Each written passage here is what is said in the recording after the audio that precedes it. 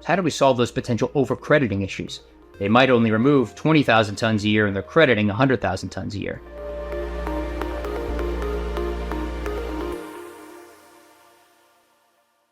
Greetings, Earthlings, and welcome back to our podcast, the show that strives to give you greater confidence that the future we're all hurtling toward isn't totally doomed.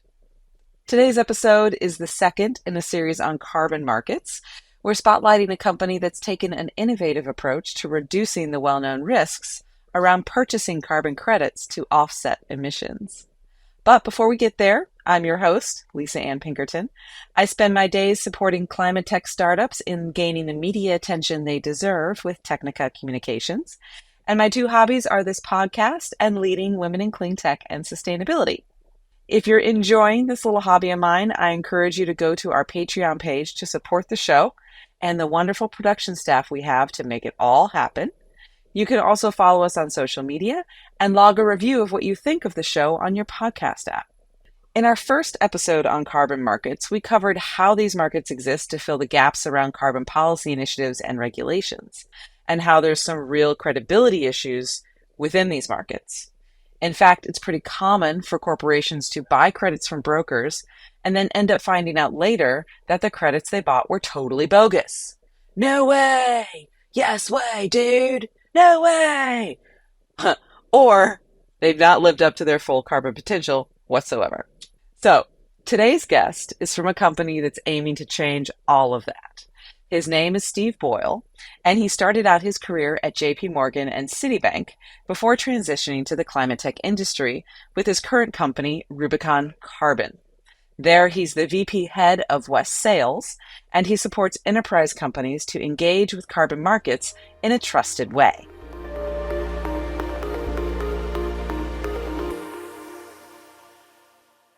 A lot of what's available now, and specifically some of the areas that Rubicon focuses on, are nature-based solutions. So think about a forest, and that forest has an economic value from its timber.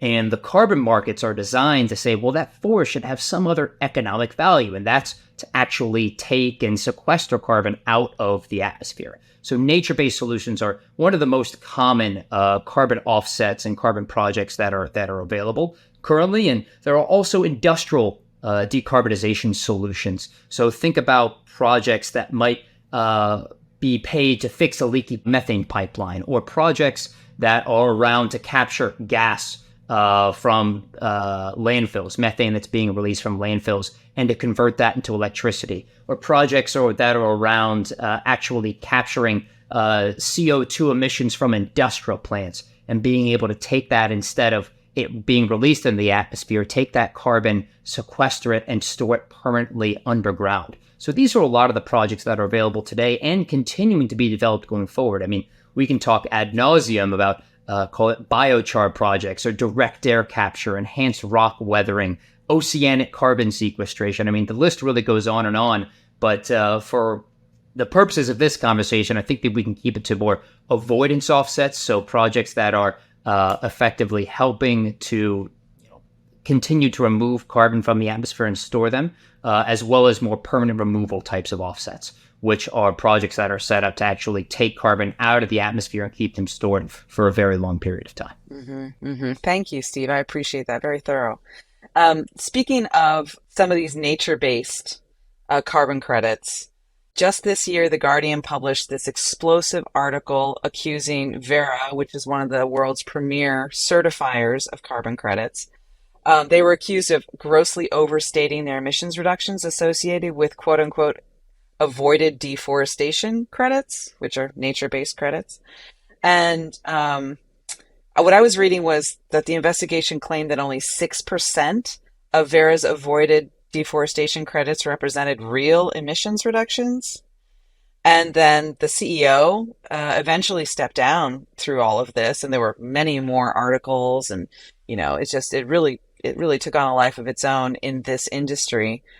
So this isn't the first time that something like this has happened, but this is the most recent event. Can you tell us a little bit about what happened here? Yeah, absolutely. Happy to speak on that. And I think you hit the nail on the head that this isn't the only article that's ever come out about some of the problems associated with the carbon markets. The problems, to be frank, are actually very well known.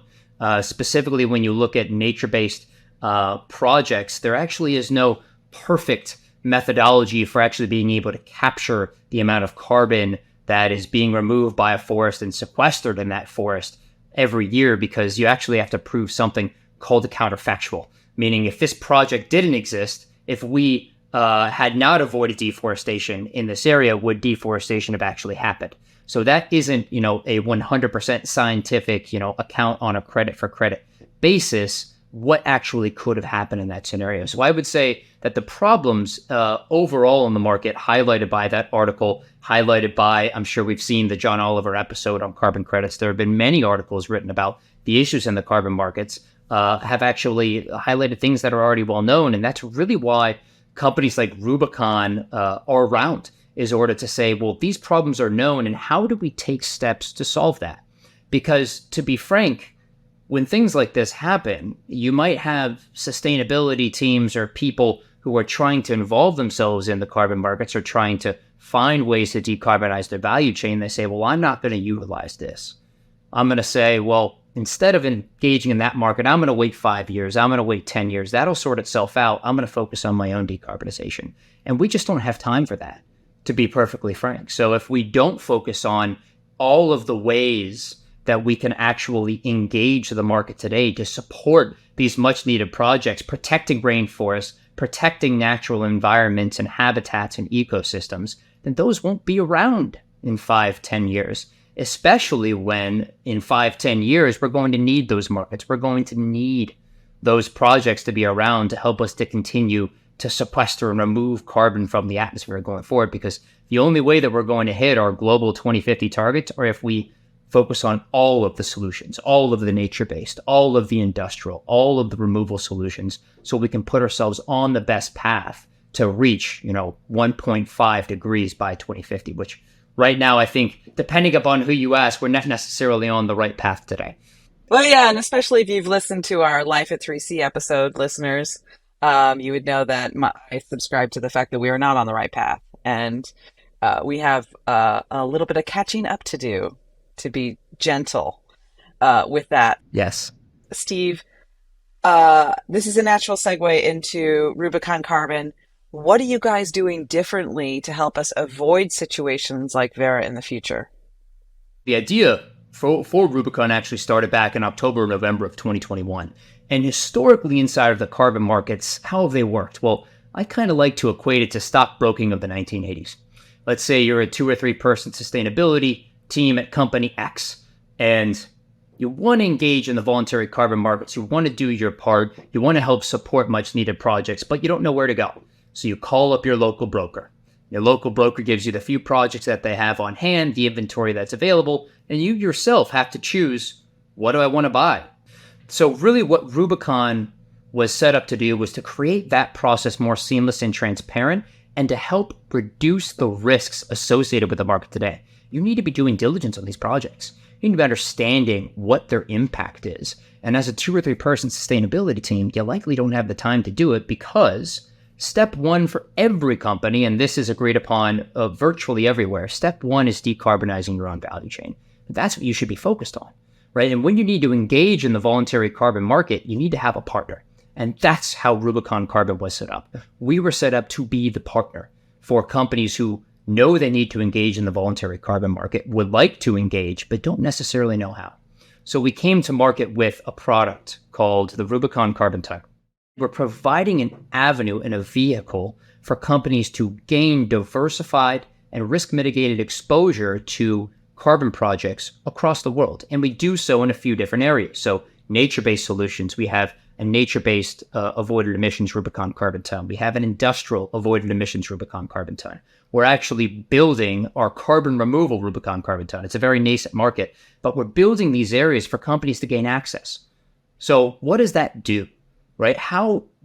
Why is that helpful for the market? Well, again, I think I spoke about this earlier, but when you think about the supply and the amount of projects available today, it isn't a massive market to say the least, right? It's estimated $1 to $2 billion. From a market cap perspective, there are probably, call it 500 to 700 million tons of available credit sort of floating around there today in different vintages. But the estimated global demand is much, much higher, and it will be going into 2030, 2040, 2050. So there doesn't need to be another person in the market saying, we have high quality credits, we can get you this, we can get you that. There needs to be a solution to direct capital from private enterprise to the carbon markets. And we do that through another part of our business called Rubicon Carbon Capital. So this actually takes money. It takes that $300 million of equity investment that we received from TPG when we were initially incubated, and it puts it towards the market. And it says, let's invest in Project X, Project Y, Project Z, so that those projects are around when more companies need to engage the market, more companies need to buy carbon credits in 2030, 2040, and 2050.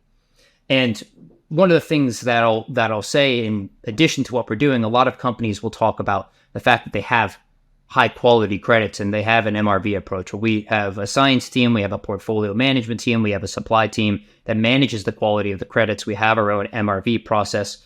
We're coming out publicly with a Rubicon Carbon standard shortly. And we also have a patent pending process to deal with actually some of the issues in the market. It's not enough to just say we have high quality credits. It's to say, well, there are issues with, let's say, nature-based emissions reductions, carbon credits. How do we solve those issues? How do we solve those potential over-crediting issues? A lot of the issues that you may have seen in that specific article that you referenced are that some of these are over-credited by a massive amount. They might only remove 20,000 tons a year and they're crediting 100,000 tons a year. Well, Rubicon addresses that through actually our own patent pending process to actually take into account what those over-crediting issues are and to also retire additional credits on behalf of no one. So that's to support the high quality nature of the Rubicon carbon portfolios in the market today. I'm glad you mentioned high quality because that was one of the questions I was going to ask you. You were mentioning the 3-person sustainability team. They might not have the expertise to do the due diligence. And I'm thinking, well, they might not even have the availability to go check out, like some of these projects, I would assume you need to check them out on the ground, or you need to check in with them on the ground. You need to physically be there to ensure that what they say they're doing, they're actually doing. Is that correct? Absolutely. So that's, a multifaceted process, to be honest. But to give you an example of how we think about it, well, you have to have relationships with these people. That project in Kenya or the project in Cambodia, you have to know who the project developer is. You have to develop that sense of trust and understanding for what they do. And that's certainly the ground layer of what Rubicon does with all of the project developers that we partner with and the credits that we hold in our inventory. Something I actually didn't highlight in the initial overview for Rubicon is we're all also differentiated in the fact that we own 20 million tons of carbon credits. So we're not a broker, we're not a marketplace. We've actually gone out to these projects and we've done the due diligence and we've spoken with the project developers and we've read those PEDs and VVBs, the 3-letter acronyms that I referenced before, to understand why it's a high quality project. In addition, what we're seeing now is that there are new and innovative ways to actually measure, report, and verify that the project is doing what they say they're going to do, right? And so that's either through geospatial satellite imagery, hyperspectral cameras either on the ground or in satellites to actually measure and monitor the fact that that leaky methane pipeline is being plugged, that forest or that forest area that's being protected isn't actually being deforested, that there is additionality, that there's permanence associated with these projects. So all of those issues are encapsulated inside of Rubicon solution. But I would again say from a quality perspective, it's just not enough to say, well, we have high quality, we have high MRV, we can track the forest loss. If you're invested in a specific project, you have singular level project risk. What happens if that forest burns down? What happens if there wasn't public information that the carbon finance that you were giving to this project was actually going to a corrupt government official? Well, that isn't good. But if you owned a single project, you have that risk. So being able to diversify that risk from a portfolio perspective is absolutely vital when we think about how do we invite companies back into the market today? How do we get them to say, well, I'm now comfortable supporting Project X or Project Y or 10 to 15, 25 different projects that they're able to scale their impact? Yeah. I'm really interested in what you guys are doing because it seems like you're bringing confidence back into a market that has had a real hard time with its reputation and credibility and validity. All these things that we, you know, talk about from a marketing and PR perspective. And when you're going out and like working with startups and getting investors and that kind of thing, those are the three things you got to present. And the same is true with these voluntary carbon markets and corporations looking. They not only want to make sure that they're spending their money on high quality credits, but they also need to report back to their board and their shareholders and stakeholders and the public, right? We're starting to see some corporations wanting to go quiet about the wonderful initiatives that they're putting out there because they're concerned about any kind of backlash that might happen if something might go wrong, right? It's called green hushing, right? We have greenwashing and now we have green hushing. Green hushing, yes. It's a new term, but yes. It's a brand new term. Yeah. So my question for you is, who are some of the customers that you're working with now that are finding greater confidence in the voluntary markets through Rubicon's program? Sure. So let me start that question by actually framing who Rubicon serves in this market and really why do we exist? Well, there are what I like to call the tip of the spear companies in the market. These are the Microsofts of the world, the Stripes, the Apples, the Amazons, the Walmarts, the massive companies that have large sustainability teams that are doing absolutely terrific things from a sustainability perspective, absolutely terrific things from a decarbonization perspective. And they are the leaders of the pack. And they are big enough and they have the sustainability teams to talk directly with a project developer, to do project finance, to do forward offtake agreements. We don't need to go into a lot of the technical jargon, but that's what I like to call 1% to 2% of companies in the world today.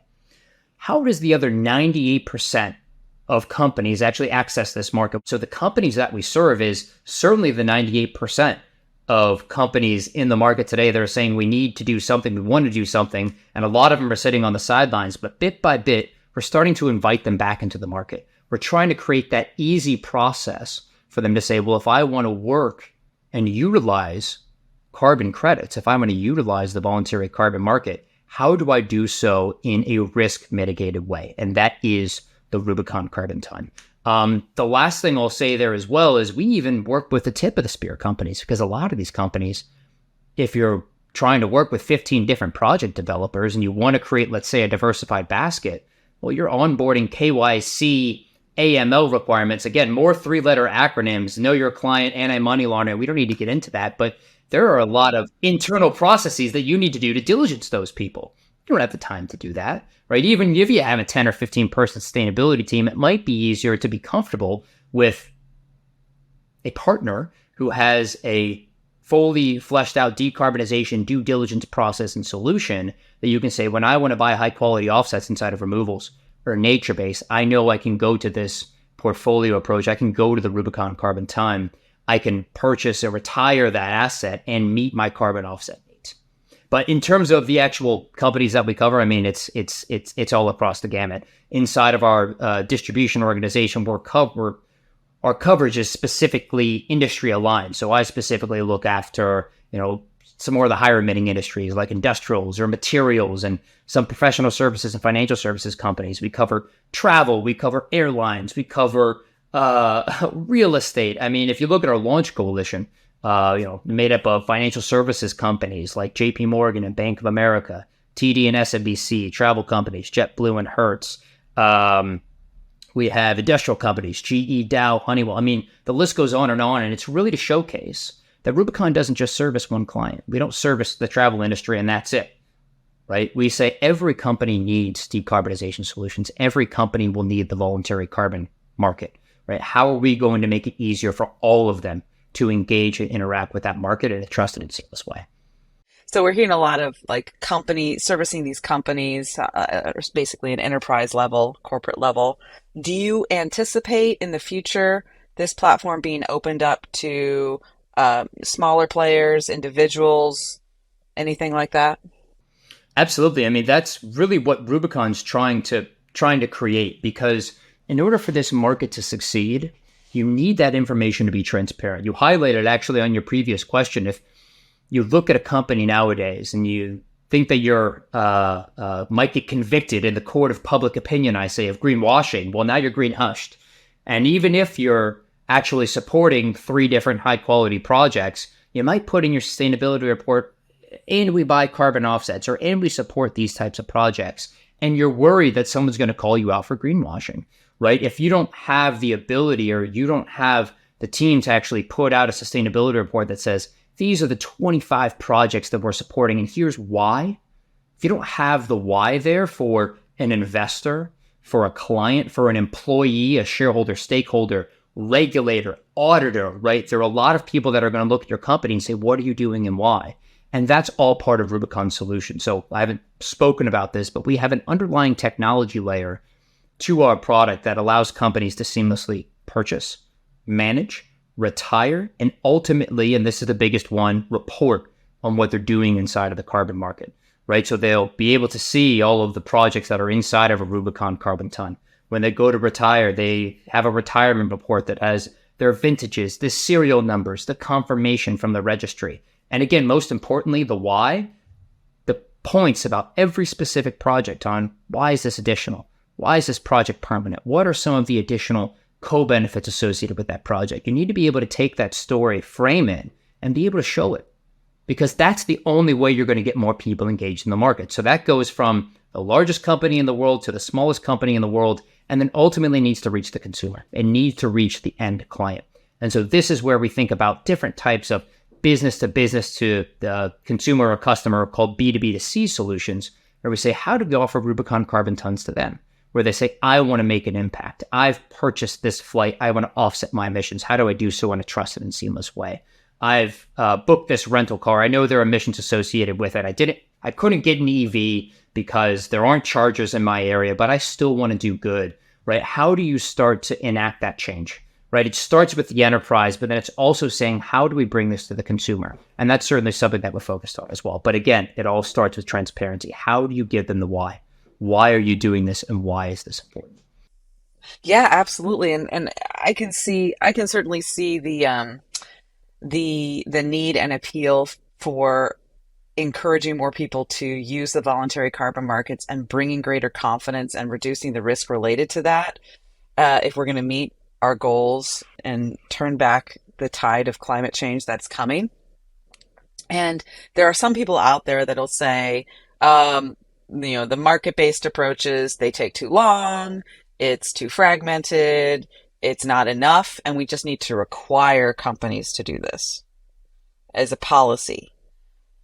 What's obviously, I know that you're on the side of market-based solutions, but what would you say to folks who are advocating for more of a policy-centered approach here? Well, I think policy can take shape in a multitude of ways. So first, we can just speak highly about the compliance market. So there are compliance markets in the EU.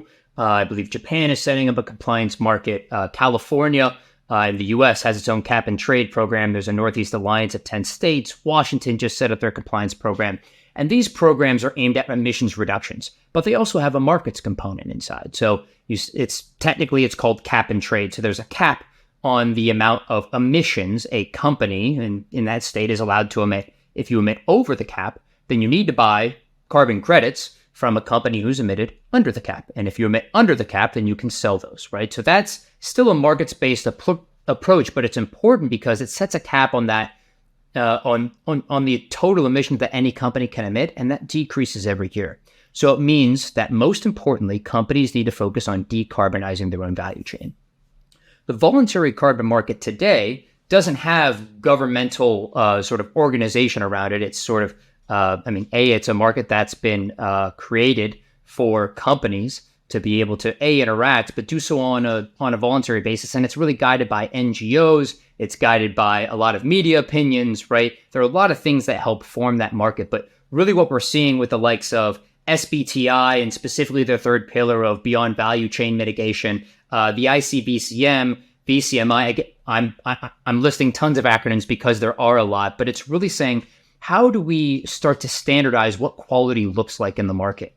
And how do we help companies align to what they should be doing in that market today? So really where I see the voluntary market today in 2 to 3 years' time, it could look somewhat like a pre-compliance market where governmental bodies in countries or states or different parts of the world might say, you need to be decarbonizing your value chain. That's step one. And we require you to engage in the voluntary carbon market by utilizing these standards or X standards or Y standards. The ICBCM's core carbon principles is a great example of that. And now you start to say, well, that market starts to look more like a pre-compliance market where it doesn't have one centralized world agency that is saying this is what you need to do and this is the only way that you can do it. There's still some flexibility there, but it's more saying companies around the world need to be focused on decarbonization and supporting these projects. So I certainly think that both a markets-based approach and additional regulation can be helpful in helping companies actually hit the targets that they're setting.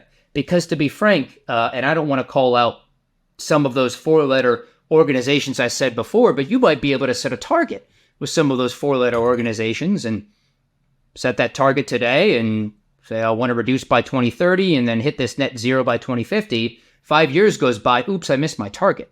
All right, we'll set a new one, right? That doesn't solve any problems, right? What solves problems is true decarbonization solutions for your own value chain today and supporting necessary voluntary carbon projects that are around and removing carbon from the atmosphere.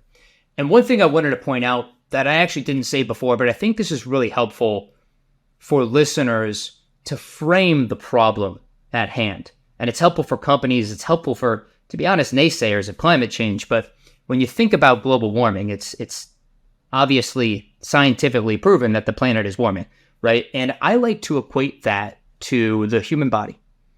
So a lot of Americans, they don't understand what 1.5 degrees is, but that's about 2.6 degrees Fahrenheit.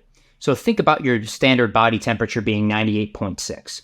What happens when you increase your body temperature to 101.2 or 1.5 degrees Celsius from, I'm not aware of the Celsius conversion. I think that's 37 to 38.5, but don't quote me on that.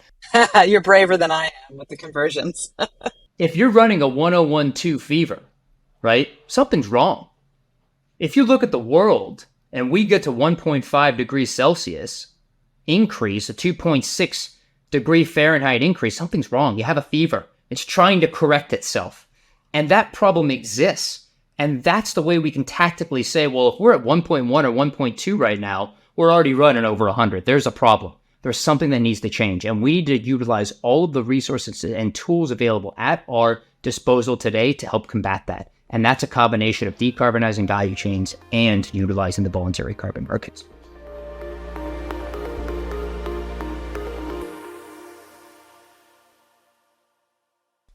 Earthlings, what a great analogy for the climate crisis. We are running a fever.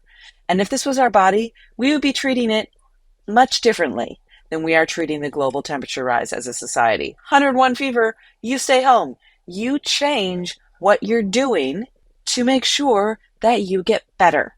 I love this analogy and I'm going to use it. So thank you, Steve, for sharing it with us. And thank you to Rubicon Carbon for bringing transparency to the voluntary carbon markets. It is not an easy feat.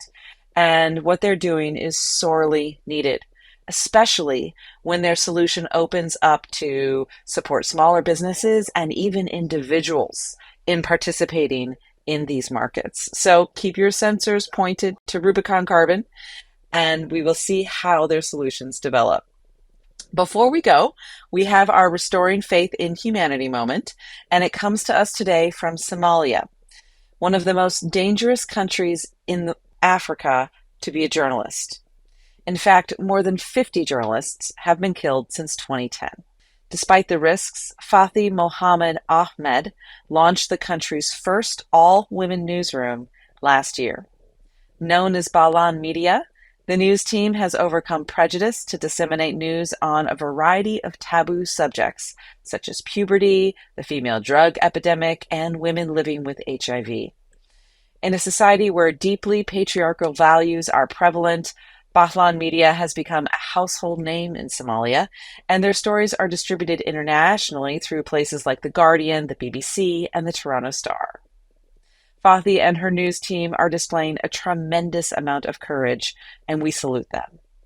Thank you for joining us on the Earthlings 2.0 podcast. We'll see you again on another turn of this beautiful blue-green space flower we call home.